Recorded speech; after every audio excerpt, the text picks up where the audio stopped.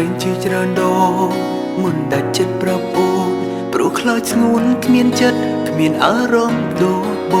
ងខ្លាចពេលសារភាពស្នេហ៍ប្រែខកបំណង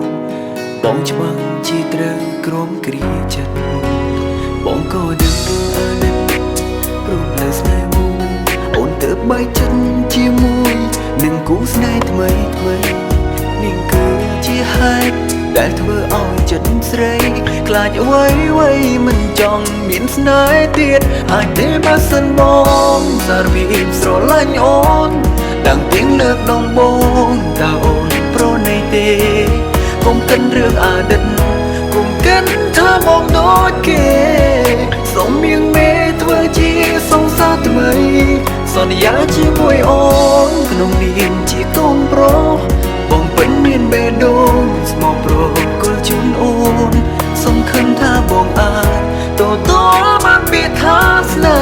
ហ៍តែបងខំរងចាំពីអូនជាយូរមកហើយ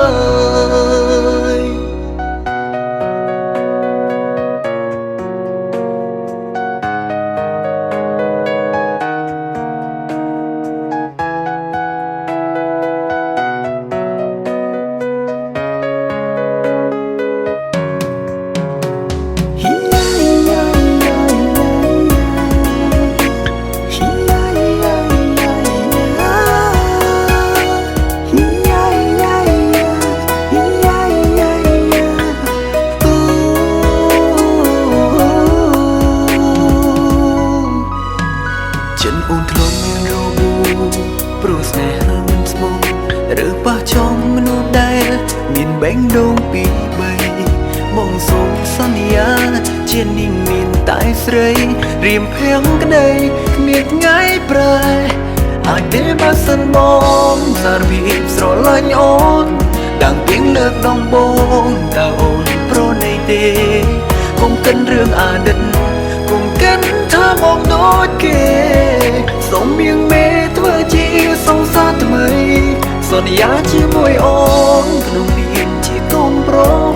បងពេញមានបេះដូងស្មោះប្រកល់ជូនអូនសង្ឃឹមថាបងអាចទទួលបានពាក្យថាស្នេហ៍តែបងខំរងចាំពីអូនជាយូរមកហើយអាចទេបើបងសុំស្រឡាញ់អូនដល់ពេលលើកដំបូងតើអូនប្រណីទេកុំគិតអាណិតកុំគិតថាមកដូចគេសូមមានមេធ្វើជាសង្សារថ្មីសន្យាជា